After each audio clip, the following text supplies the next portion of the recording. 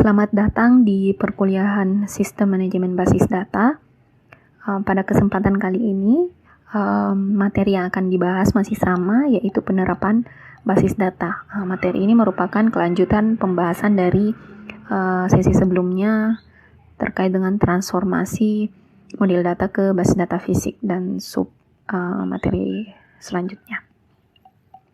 Nah, untuk outline perkuliahannya, jadi pada kesempatan sebelumnya itu sudah dibahas transformasi model data ke basis data fisik untuk beberapa jenis model data. Jadi kita masih lanjut ke beberapa lagi konsep model data. Kemudian bahas DBMS dan struktur tabel. Kemudian ada indeks dan ada denormalisasi. Tujuan pembelajarannya masih sama, jadi kita skip saja. Nah, kemudian kita lanjut. Jadi kita lanjut ke transformasi model data ke database fisik. Nah, di dalam model data di slide keempat, kita lihat di situ ada penerapan spesialisasi dan generalisasi. Nah, kalau yang penerapan spesialisasi itu sudah dibahas di kesempatan sebelumnya, di mana di situ ada pembahasan tentang bagaimana mentransformasikan subentitas ke dalam sebuah tabel. Nah, itu sama dengan konsep spesialisasi. Nah, kemudian kita mau bahas yang generalisasinya. Nah, implementasi generalisasi kalau kita kembali lagi ke model data, itu kan dia menyusutkan jumlah entitas menjadi hanya satu subentitas, karena perbedaannya tidak terlalu menjadi satu himpunan entitas, maksud saya, karena perbedaannya tidak terlalu signifikan. Nah, jadi kalau di implementasi ini juga nanti dia hanya menghasilkan satu tabel. Jadi pada generalisasi kalau nanti kita lihat gambarnya itu kan ada 3 himpunan entitas yang dihasilkan, tapi nanti yang diambil hanya satu tabel tok. Kemudian perbedaan himpunan entitas, jadi perbedaan himpunan entitas yang menjadi subentitasnya itu diakomodasinya di dalam sebuah atribut. Nah, kemudian nanti atributnya ini yang menjadi pembeda antara subentitas ini akan menjadi satu field di dalam satu tabel yang dihasilkan.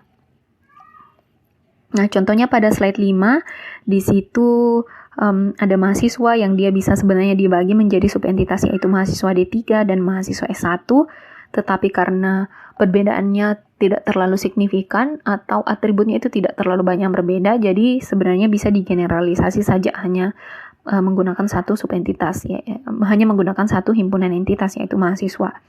Nah, jadi kita hanya ambil satu tabel, yaitu tabel mahasiswa saja, di mana ada NIM, nama mahasiswa, alamat mahasiswa, dan tanggal lahir. Nah, seperti tadi aturannya, pembedanya nanti ditaruh di mana? Jadi pembedanya akan jadi satu field, jadi akan dicari satu field atau atribut yang bisa membedakan antara subentitas yang dihasilkan pada generalisasi. Nah, jadi kalau untuk membedakan nanti mahasiswa D3 dan S1, tinggal tambahkan satu atribut program studi nanti yang akan datanya menunjukkan apakah dia D3 dan atau S1. Jadi tambahannya tambah field saja, satu program studi, kemudian field ini nanti yang akan mengakomodasi perbedaan antara subentitas mahasiswa D3 dan S1. Nah, itu kalau konsepnya generalisasi. Nah, lanjut ke konsep agregasi. Nah, bagaimana kalau di ERD-nya ada diterapkan agregasi ini? Nah, bisa dilihat di slide ke-6. Aturan yang pertama itu adalah penerapan relasi prasyarat terlebih dahulu. Nah, yang mana yang disebut relasi prasyarat itu yang di dalam kotak persegi panjang. Jadi kalau kita mau implementasikannya, kita mulainya dari relasi prasyaratnya.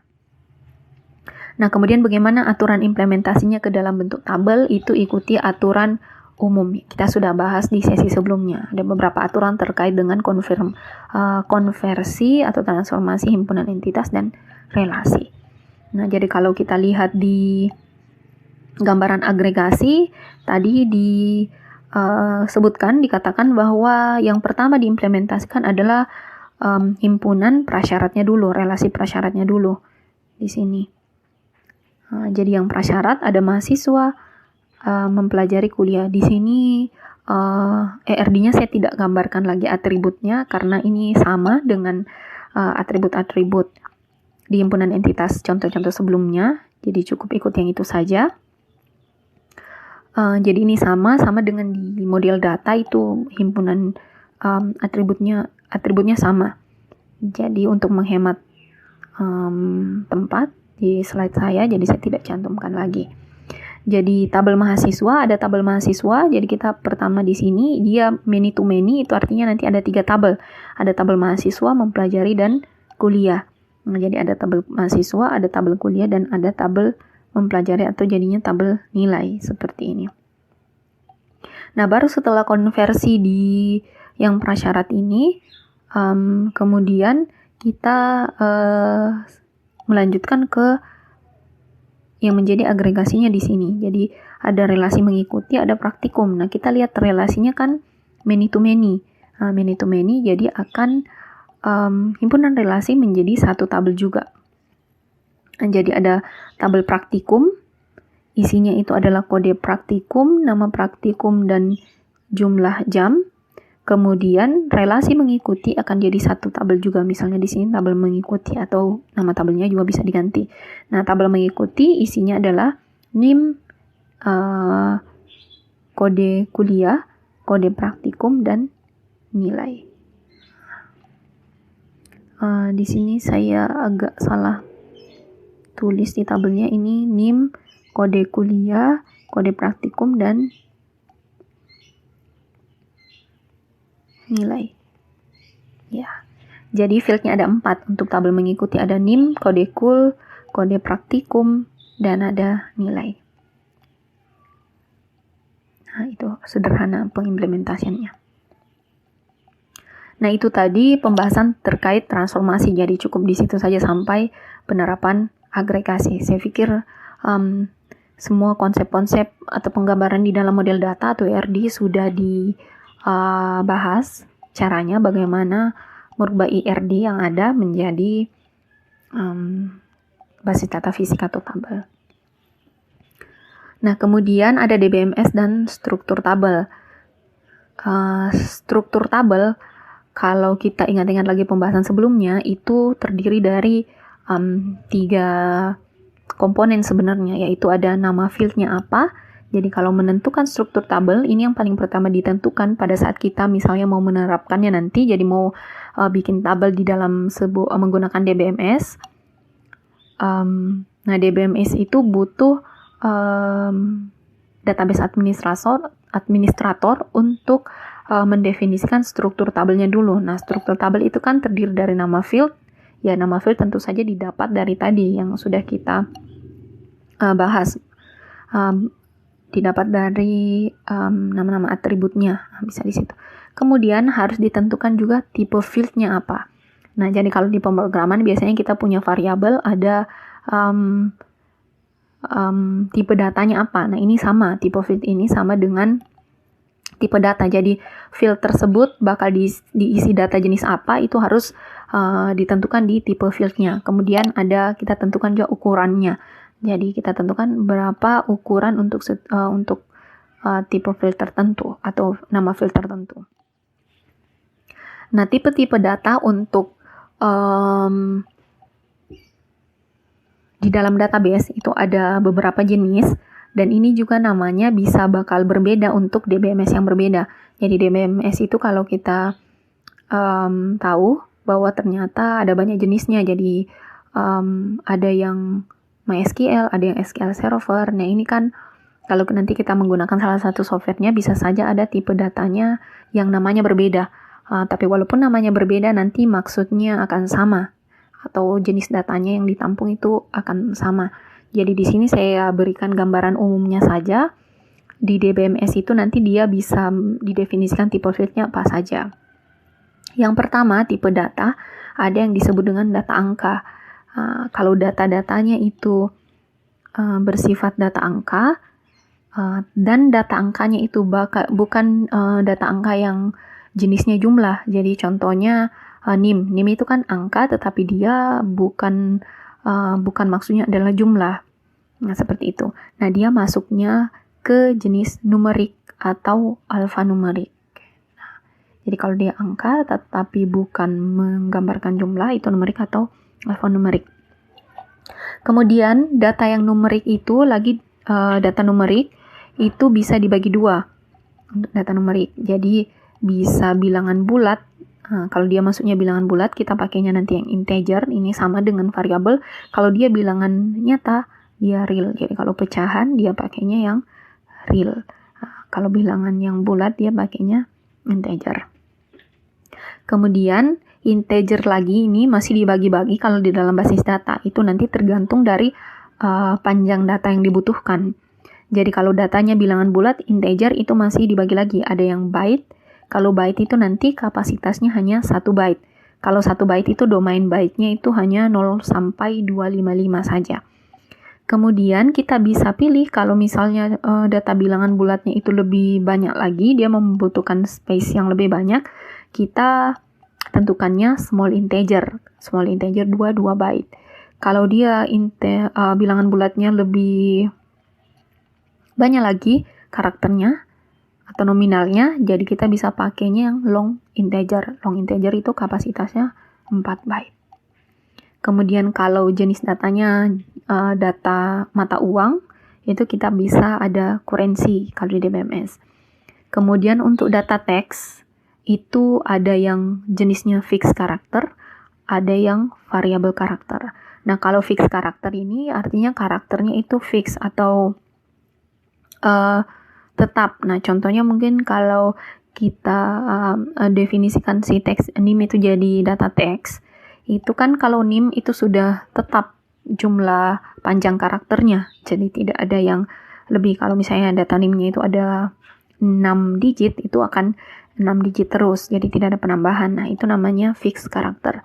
Tetapi kalau misalnya field-nya itu dia teksnya berubah, kayak nama, alamat, itu kan bakal berbeda untuk tiap baris atau tiap record. Nah, itu dia pakainya variabel karakter.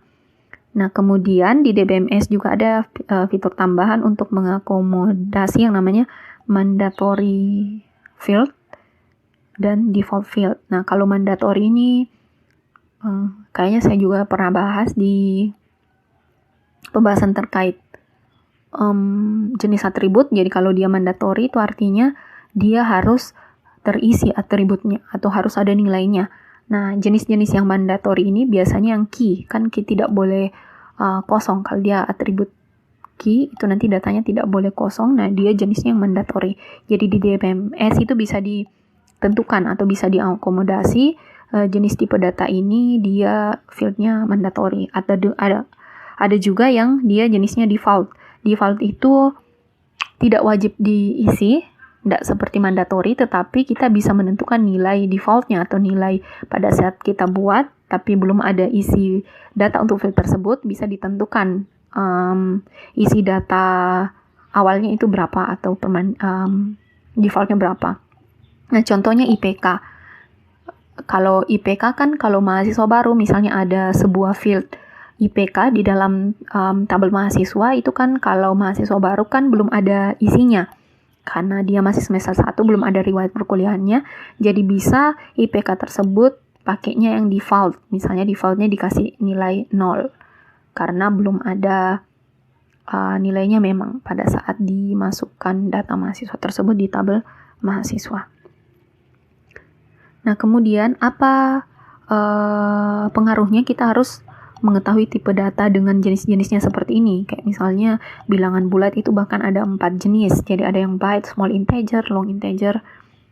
Ada 3 jenis, byte, small integer, dan long integer. Nah, apa pengaruhnya menentukan tipe data ini? Jadi selain harus menyesuaikan jenis data yang diinputkan dengan tipe fieldnya, kita juga harus mempertimbangkan yang namanya isi dari field tersebut. Jadi harus benar-benar dipastikan bahwa tipe field itu bisa mengakomodasi banyaknya karakter yang banyaknya isi dari field yang ada. Jadi misalnya kalau nama itu kan kita bisa pakai yang teks. Nah, itu kita pakainya yang fix atau variabel. Nah, seperti itu. Atau misalnya integer. Nah, integer itu kalau misalnya total, misalnya harga. Nah, harga itu kita pakai yang byte atau yang small integer, karena jangan sampai tipe datanya kekecilan dari isi datanya atau mungkin kebesaran. Nah, kalau kekecilan itu nanti tidak bisa menampung lagi karena terlalu kecil kapasitas karakter yang definisikan. Atau kalau misalnya ternyata datanya sebenarnya hanya 6 digit atau bisa menggunakan byte, terus kita menggunakan yang small integer tipe fieldnya, ini bisa mempengaruhi ruang penyimpanan. Karena sebenarnya datanya bisa hanya 1 byte saja, kita mendefinisikannya yang 2 byte, jadi yang disimpan itu adalah 2 byte-nya, jadi ukurannya menjadi 2 byte. Nah, ini jadi pemilihan tipe field ini sangat mempengaruhi efisiensi ruang penyimpanan dan kecepatan pengolahan data. Kenapa berpengaruh ke kecepatan pengolahan data? Karena kalau misalnya ruang penyimpanannya lebih sedikit, sebenarnya kecepatan untuk mengolah datanya itu akan lebih cepat. Nah, kemudian diimplementasi di penerapan basis data ada yang disebut dengan indeks. Nah, indeks ini merupakan atau ditentukannya berdasarkan key. Nah, seperti yang kita ketahui bahwa kalau basis data relasional itu kan terdiri dari tabel-tabel yang saling berelasi. Nah, kalau yang pembahasan sebelumnya kita sudah mengenerate tabelnya seperti apa, transformasi tabelnya seperti apa. Nah, ini untuk menentukan tabel yang berelasi itu yang seperti apa. Nah, untuk menentukan relasi dari tabelnya itu dari key-nya. Jadi kita harus menentukan key dari setiap tabel yang ada. Nah, kemudian key ini yang bagaimana? Ini sebenarnya sudah dijelaskan sebelumnya. Di sini saya ulang lagi. Jadi key itu harus menjamin keunikan entitas. Kemudian, kenapa bisa begitu? Key juga dia menjadi acuan dalam melakukan pencarian atau pengaksesan data. Jadi pada saat nanti sudah diterapkan dalam bentuk basis data fisik, jadi untuk melakukan pencarian data di dalam sebuah tabel nanti, itu pencariannya berdasarkan dari key yang sudah didefinisikan. Jadi sangat berpengaruh dalam pencarian atau pengaksesan data dalam database. Nah, yang menjadi key itu apa? Jadi key di dalam model data yang sudah kita tentukan, itu di dalam implementasinya nanti bakal menjadi yang disebut dengan indeks primer atau primary index. Nah, di situ penerapannya. Kemudian di dalam indeks tersebut, jadi tidak hanya ada jenis indeks yang primer yang didapatkan dari key pada himpunan entitas, kita juga bisa menentukan yang disebut dengan indeks sekunder. Jadi pencarian tidak hanya bisa menggunakan satu primary, satu indeks, tapi kita juga bisa melakukan pencarian menggunakan field lain. Yang penting field tersebut didefinisikan di dalam indeks sekunder, seperti itu. Nah, kemudian bagaimana menentukan indeks primer? Jadi di dalam satu tabel pasti ada satu indeks primer ini. Jadi yang biasanya jadi indeks primer itu adalah si primary key yang sudah ditentukan di model data. Jadi ada primary key. Nah, primary key yang akan menjadi indeks primer di dalam tabel. Kemudian ada beberapa aturan terkait dengan indeks primer. Jadi indeks primer yang baik terdiri dari field dengan kriteria berikut. Nah, field yang bersifat mandatory tadi field yang tidak boleh kosong. Kemudian nilai indeks primer bersifat unik, ini sama dengan key semua kriterianya. Kemudian nilainya permanen, nah ini tidak mudah berubah. Contohnya NIM, kalau NIM untuk seseorang itu kan kayaknya tidak pernah berubah kecuali dia pindah universitas. Tapi kalau masih di perguruan tinggi yang sama, ya NIM-nya pasti itu dari mulai masuk sampai selesai. Nah, itu contohnya dia nilainya permanen. Kemudian berukuran kecil, jadi kalau ada banyak field yang bisa jadi indeks primer, jadi dipilih yang berukurannya paling kecil atau pendek, kemudian jumlah field minimal paling sedikit. Jadi kalau indeks primer itu sebenarnya tidak hanya bisa terdiri dari satu field, tapi bisa lebih dari satu field, misalnya 2 atau 3, tetapi kalau ada satu field yang sudah bisa menjadi indeks primer, kita tidak butuh dua field yang bisa menjadi indeks primer. Nah, contoh kasus lainnya seperti ini. Kalau tadi dijelaskan bahwa di slide 11 bahwa yang menjadi indeks primer itu yang menjadi primary key pada perancangan model data. Jadi pembuatan model data kita tentukan key-nya. Misalnya di mahasiswa itu kan kita punya NIM sebagai key. Nah, nanti NIM ini juga yang bakal menjadi si indeks primer. Tapi ada kasus lain yang bisa dilihat di slide 12. Di mana di situ saya tampilkan contoh kasus lain. Contohnya permasalahan pemasok barang atau pengiriman barang. Nah, di situ ada sebuah himpunan entitas pemasok. Ada pemasok barang, dia akan mengirim barang. Nah, ini datanya akan dibuatkan sebuah basis data. Jadi kemudian ada rancangannya seperti itu, pemasok dia punya kode pemasok, kemudian barang dia punya kode barang, nama barang dan seterusnya. Di situ saya tidak tambahkan atribut deskriptifnya, jadi cukup key-nya saja. Kemudian untuk relasi mengirimnya ada kode pembelian, ada kode barang, ada nomor order, ada tanggal datang, ada harga, ada jumlah. Nah, untuk pemasok pasti akan jadi satu tabel sendiri, di mana nanti indeks primernya itu adalah kode pemasok. Kemudian ada barang, akan jadi tabel sendiri, indeks primernya itu adalah kode barang. Nah, kemudian bisa dilihat di sini kan relasinya many to many. Itu artinya tabel mengirim ini akan jadi sebuah tabel. Nah, akan jadi tabelnya dia akan punya field kode pemasok, kode barang, nomor order, tanggal datang, harga, dan jumlah. Nah, kalau dilihat dari sini, biasanya kalau di dalam relasi yang menjadi key primary itu adalah si secondary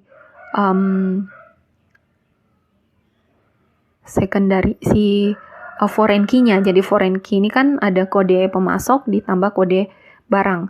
Tetapi karena kasusnya kalau dalam pengiriman barang itu tidak akan jadi unik kalau hanya kode pemasok saja sama kode barang, karena bisa saja ada data kode pemasoknya itu membeli barang yang sama untuk 2 kali. Jadi itu sangat memungkinkan ada data yang sama untuk baris yang berbeda. Nah, oleh karena itu kalau kita mau lebih unik lagi, jadi ada kode pemasok digabung dengan kode barang digabung dengan tanggal datang. Nah, ini pasti unik dia gabungannya. Nah, kemudian kita mengetahui di dalam tabel ini ada yang disebut dengan nomor order. Nah, nomor pengorderan. Biasanya kan seperti itu. Ada nomor pemesanan barangnya seperti apa. Nah, itu dimasukkan di nomor order. Nah, dalam kasus dunia nyatanya, nomor order itu sebenarnya dia unik. Jadi, setiap pemesanan barang, setiap pemasokan barang, setiap pemasok mengirimkan barang, itu pasti ada nomor ordernya. Dan itu dia unik. Dengan pemasok yang sama dan barang yang sama yang dikirimkan, itu nomor ordernya pasti berbeda. Nah, jadi atribut nomor order itu unik dan bisa dijadikan acuan dalam pencarian data barang. Sehingga menurut aturan field yang sudah dijelaskan di slide sebelumnya, bahwa akan lebih baik kalau fieldnya itu dia lebih ringkas atau hanya terdiri dari satu field saja. Jadi indeks primer dibandingkan kita pakai 3 gabungan field ini akan lebih bagus kalau ada yang unik dan dia lebih sedikit melibatkan field. Nah, itu saja yang digunakan jadi indeks primer. Jadi untuk tabel mengirim kita menggunakan indeks primernya adalah nomor order. Nah, kemudian selain ada indeks primer yang jadi acuan pencarian, ada juga bisa kita tentukan indeks sekunder. Nah, ini biasa ditentukan kalau kita hanya untuk melengkapi si indeks primernya. Misalnya di dalam tabel mahasiswa itu kan ada NIM. Nah, itu kalau kita mau mencari data mahasiswanya nanti bisa pakai indeks primer tentu saja. Kita mengacunya berdasarkan NIM. Jadi misalnya cari data mahasiswa dengan NIM sekian. Nah, itu bisa pencariannya seperti itu. Tetapi dalam implementasinya pencarian data mahasiswa itu tidak hanya kita bisa gunakan NIM, tapi untuk lebih atau seringnya juga bisa dilakukan dengan menggunakan nama mahasiswa. Jadi kita juga mau pencarian datanya bisa berdasarkan nama mahasiswa. Nah, karena pencarian atau pengaksesan datanya itu menggunakan field yang lain, kita tidak hanya mau menggunakan name, tapi ada juga yang sering digunakan field lain, yaitu nama mahasiswa. Nah, kita bisa menetapkan nama mahasiswa ini sebagai indeks sekunder. Kenapa tidak ditentukan jadi indeks primer? Karena indeks primer itu hanya bisa terdiri dari satu field.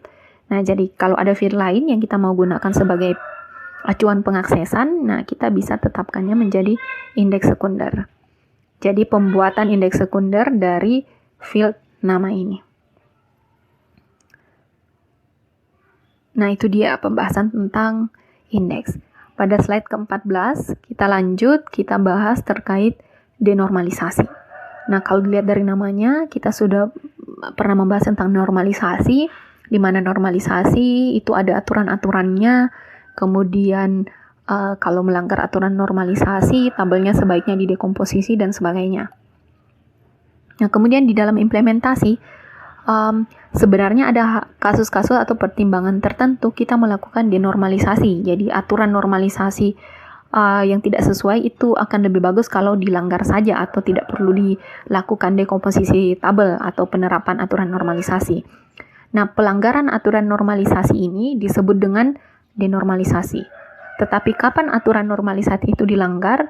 Kalau misalnya ada pertimbangan performansi. Jadi akan lebih bagus performansi database-nya atau tabelnya itu kalau tabelnya tidak dilakukan normalisasi. Nah, seperti itu. Jadi kalau ada pertimbangan performansi, misalnya akan lebih cepat di aksesnya. Jadi walaupun misalnya dia ada redundan, tapi kalau pertimbangannya tidak perlu dinormalisasi untuk pengaksesan data yang lebih cepat, nah itu bisa diterapkan konsep ini, jadi denormalisasi. Nah, bentuk-bentuk denormalisasi atau pertimbangan denormalisasi itu ada 3 yang akan saya bahas di sini. Sebenarnya ada yang lain lagi, nanti bisa dicari sendiri. Jadi yang akan saya bahas di sini yang umum. Jadi denormalisasi ada 3 bentuk. Yang pertama, atribut yang terderivasi. Yang kedua, atribut yang berlebihan. Yang ketiga, tabel rekapitulasi atau summary tabel. Nah, mari kita lihat satu persatu. Nah, apa itu atribut yang terderivasi? Jadi, kalau kita ingat-ingat lagi, atribut terderivasi itu atribut turunan. Nah, jadi penambahan atribut turunan sebenarnya kalau di dalam normalisasi itu dianggap redundansi. Kenapa bisa begitu? Karena sebenarnya atribut turunan itu atribut turunan adalah atribut yang sebenarnya bisa diperoleh dari pengolahan atribut yang sudah ada. Nah, seperti itu. Contohnya, di situ di poin ketiga, slide 15 ada total SKS dan indeks prestasi. Jadi kalau kita mau lihat total SKS yang sudah dilulusi oleh mahasiswa atau sudah diprogram oleh mahasiswa, kan kita tinggal ambil di dalam tabel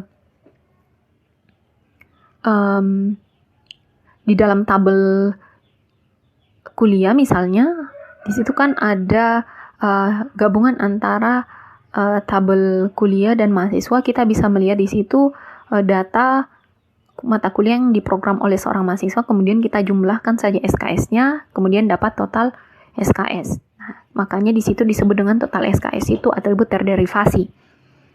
Jadi kalau menurut aturan normalisasi, kalau kita buat satu lagi field, kemudian ada isinya itu adalah total SKS, itu dianggap melanggar aturan normalisasi karena atributnya redundan, bisa diproses dari atribut yang sudah ada. Begitu pula dengan indeks prestasi atau IP. Nah, IP ini kan bisa diproses, diambil berapa total SKS dan berapa nilai untuk setiap mata kuliah. Nah, cara mendapatkan SKS, IP itu kan rumusnya nilainya dalam bentuk angka. Kalau A itu 4 dikali dengan berapa SKS dari mata kuliahnya, itu nanti dijumlah untuk semua mata kuliah yang sudah diprogram dan dilulusi dibagi dengan total SKS, nanti dapat IP. Jadi untuk menampilkan data IPK itu sebenarnya bisa diproses dari data-data yang sudah ada di tabel. Nah, jadi kalau penambahan lagi satu atribut yang mana misalnya ditambahkan di tabel mahasiswa, atribut IP nanti menampilkan data IPK mahasiswa, IP mahasiswa itu dianggap melanggar normalisasi karena dianggap adanya redundan. Nah, kalau kasusnya seperti ini, walaupun dia melanggar aturan normalisasi, itu karena pertimbangan performansi pengaksesan data, itu tidak apa-apa, tetap mencantumkan atribut yang dianggap atribut turunan. Karena kalau misalnya kita tidak, misalnya si atribut total SKS dan indeks prestasi tidak jadikan field di dalam misalnya tabel mahasiswa. Nah, setiap kita mau misalnya mengakses data, melihat berapa total SKS yang sudah lulusi mahasiswanya atau berapa IP yang diperoleh mahasiswa tersebut, itu kan harus diproses lagi terlebih dahulu. Kemudian prosesnya lagi melibatkan banyak database. Nah, seperti itu. Harus dihitung juga dan seterusnya oleh si DBMS-nya dan seterusnya.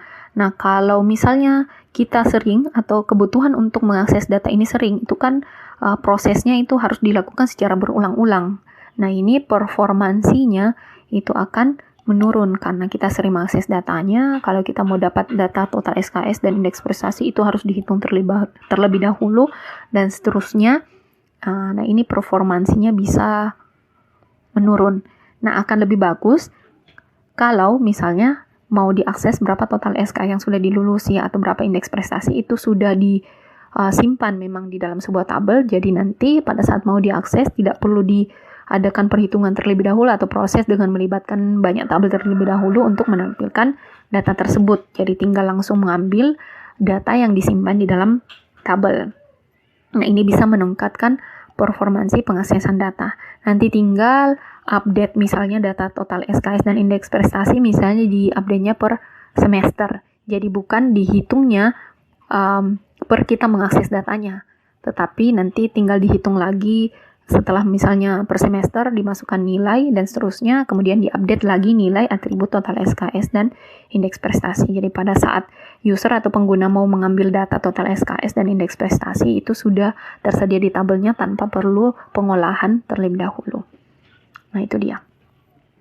Nah, contohnya ini di slide 16, di situ dilihat penggambarannya seperti apa. Jadi kalau kita mau akses data NIM, nama mahasiswa, total SKS-nya berapa sama indeks prestasinya, kemudian itu harus diolah dulu. Nah, ini harus melibatkan 3 tabel yang harus diakses, tabel mahasiswa, tabel kuliah, dan tabel nilai.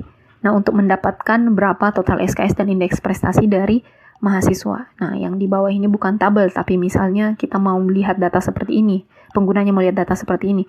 Nah, ini kan lumayan menurunkan performansi kalau misalnya tiap mau akses total SKS dan indeks prestasi itu diolah lagi dari 3 tabel.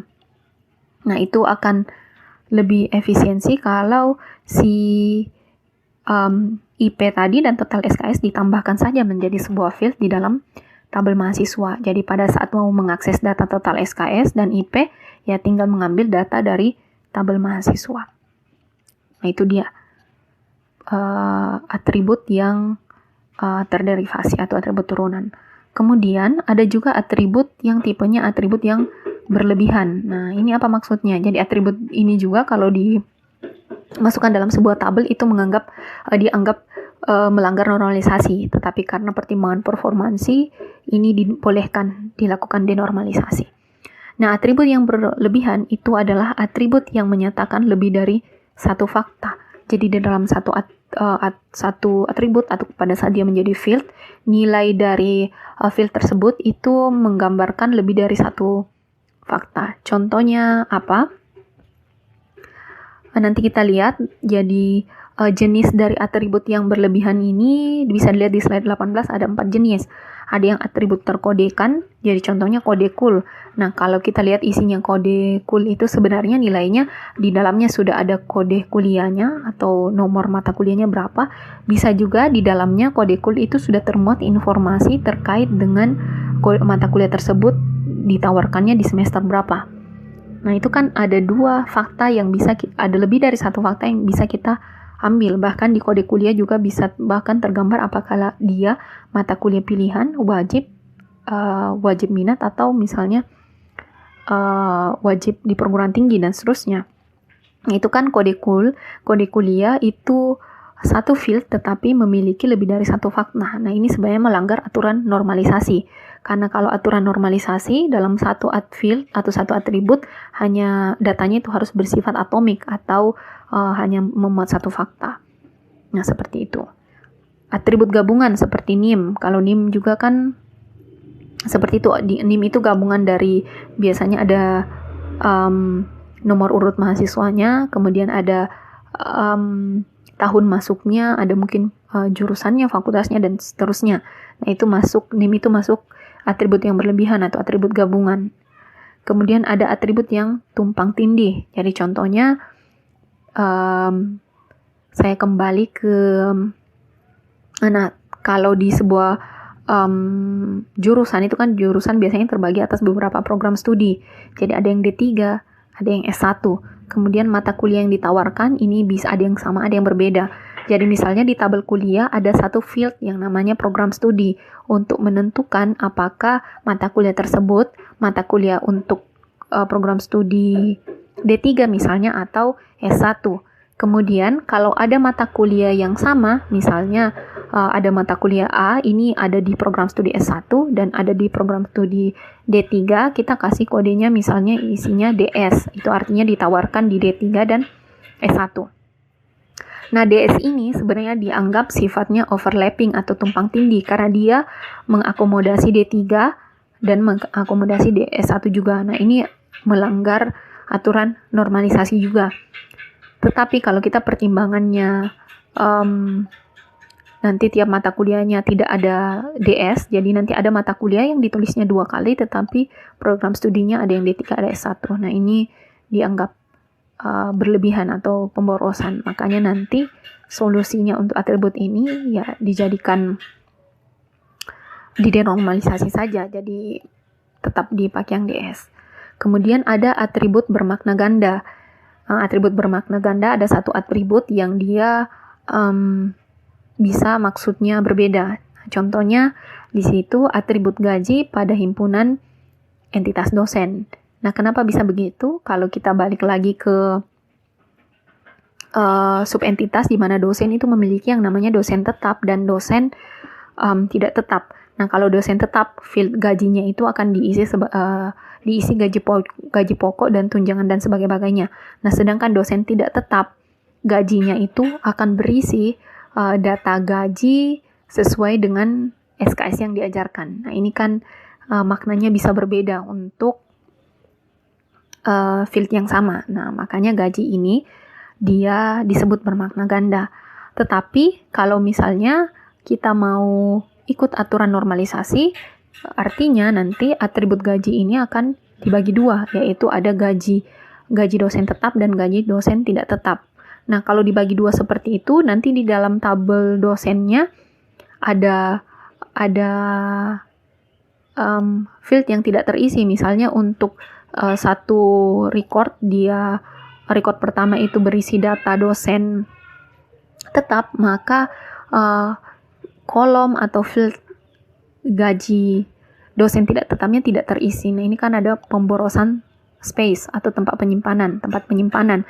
Nah, oleh karena itu pertimbangan seperti ini, field gaji yang dianggap melanggar normalisasi itu didenormalisasi saja, jadi disatukan jadi sebuah field saja. Nah, seperti itu. Jadi atribut terkodekan, atribut gabungan tadi, walaupun dia melanggar aturan normalisasi, itu tetap dituliskan seperti itu saja. Jadi dilanggar aturan normalisasinya dengan konsep denormalisasi karena ada pertimbangan efisiensi ruang penyimpanan dan nanti bisa pengaruh ke performansi seperti itu. Nah, yang ketiga ada yang disebut dengan tabel rekapitulasi. Jadi di dalam basis data yang kita sudah jelaskan sebelumnya itu ada yang disebut dengan tabel normal. Jadi tabel normal itu adalah tabel-tabel yang di-generate seperti yang kita jelaskan di kesempatan di kesempatan sebelumnya dan di awal-awal tadi materi. Jadi ada tabel yang kita transformasi yang berasal dari perancangan IRD yang didapatkan. Jadi tabel-tabel itu yang didapat dari IRD disebut dengan tabel normal atau tabel detail. Nah, tabel detail. Nah, kemudian di dalam basis data atau keadaan dunia nyatanya, kadang-kadang atau sering ini pasti ada kebutuhan dalam pembuatan laporan yang bentuknya rekapitulasi. Jadi biasanya ada laporan rekapitulasi di mana laporan ini memuat beberapa field. Nah, jadi menampilkan beberapa field yang berasal dari beberapa tabel. Nah, seperti itu. Jadi dia hasil pengolahan dari si tabel-tabel detail yang ada. Nah, kemudian kalau kebutuhan laporan rekapitulasi ini sering dilakukan, sering kita mau tampilkan, kemudian perlu adanya pengaksesan beberapa tabel untuk menghasilkan tabel rekapitulasi. Nah, ini akan membutuhkan waktu yang lama tentu saja. Nah, ini terkait performansi lagi. Membutuhkan waktu yang lama karena perlu akses beberapa tabel untuk memperoleh laporan rekapitulasi. Nah, oleh karena itu, dengan pertimbangan seperti ini, maka perlu untuk dibuat sebuah tabel rekapitulasi. Jadi, tabel rekapitulasi ini akan berisi field-field yang berasal dari beberapa tabel detail. Nah, kalau di aturan normalisasi, sebenarnya tabel rekapitulasi ini dianggap melanggar aturan normalisasi karena tabelnya bersifat redundan. Jadi, tabelnya berisi field-field yang sebenarnya sudah ada pada tabel detail. Tetapi karena pertimbangan tadi performansi, kemudian butuh lagi waktu yang lama untuk mendapatkan tabel ini, jadi perlu dibuat sebuah tabel rekapitulasi. Jadi ini termasuk dalam dinormalisasi. Nah, contohnya bisa dilihat di slide 20, ada kasus penjualan barang, jadi barang dibeli oleh pembeli. Nah, ini data pembelian atau penjualan di sebuah toko misalnya. Jadi ada barang dibeli pembeli, satu barang bisa satu jenis barang bisa dibeli oleh lebih dari satu pembeli, kemudian satu pembeli bisa membeli banyak barang, jadi dia relasinya many to many. Nah, kemudian untuk kasus seperti ini misalnya ada sebuah toko, kemudian dia perlu itu adanya laporan rekapitulasi penjualan, misalnya dia perlu menampilkan laporan rekapitulasi penjualan bulanan per barangnya, kemudian per pembelinya. Nah, untuk laporannya itu nanti bisa lihat di slide 20, laporannya dia harus menampilkan data kode barang, nama barang, total pembelinya berapa untuk barang tersebut, kemudian total jualnya berapa total jual untuk barang tersebut, sama total harganya, total harga untuk barang yang terjual. Kemudian untuk rekapitulasi penjualan bulanan per pembeli, ingin diekstrak data seperti ini. Kode pembelinya, nama pembelinya siapa, berapa total yang dibeli pada bulan itu, kemudian berapa total harga pembeliannya. Nah, ini kalau kita mau tampilkan data seperti ini harus melibatkan 3 tabel. Jadi, tabel barang, tabel nanti pembeli dibeli di sini, kemudian ada tabel pembeli. Nah, ini kalau laporannya misalnya mau diakses per bulan, ini kan membutuhkan waktu yang lebih lama. Waktu yang lebih lama pada saat mau ditampilkan data-data yang seperti pada slide 20 seperti ini. Karena pertimbangan itu, karena dibutuhkan data ini dan itu akan sering dibutuhkannya untuk ditampilkan, jadi perlu dibuat sebuah tabel rekapitulasi. Jadi buat lagi satu tabel nanti yang akan memuat informasi-informasi sesuai yang dibutuhkan dalam laporan rekapitulasi. Nah, seperti itu. Nah, kalau kasusnya seperti ini, nah ini kita bisa tambahkan tabel yang bukan diambil dari ERD. Jadi kalau ERD ini kan hanya dapat 3 tabel, tabel barang, tabel dibeli, sama tabel pembeli. Nah, karena ada kebutuhan menampilkan data rekapitulasi seperti ini, jadi kita bisa bikin satu lagi tabel rekapitulasi. Atau 2 sesuai dengan kebutuhan seperti pada kasus ini. Jadi laporan rekapitulasi kita butuh 2, rekapitulasi penjualan bulanan per barang dan per pembeli. Jadi ditambahkan lagi 2 tabel yang bisa mengakomodasi penampilan informasi laporan ini. Nah, seperti itu. Nah, kalau misalnya dijadikan seperti itu, ditambahkan tabelnya, IRD-nya bisa dilihat pada slide 21, seperti itu. Jadi kita bikin tabel baru, tabel rekapitulasi jual per barang dan tabel rekapitulasi jual per bulan. Nah, ini bisa dilakukan kasus seperti ini dinormalisasi dengan yang tadi pertimbangan bahwa performansi. Jadi kita bisa mengakses informasi atau data terkait penjualan lebih cepat. Nah, jadi itu tadi 3 jenis kasus di mana boleh melakukan denormalisasi atau melanggar aturan normalisasi. Jadi aturan normalisasi bisa dilanggar dengan 3 pertimbangan tadi. Selain itu ya tetap harus melakukan normalisasi untuk menghasilkan tabel yang lebih baik, basis data yang lebih baik. Nah, oke, sekian untuk pembahasan terkait dengan penerapan basis data ini. Semoga bisa dipahami pembahasannya. Terima kasih.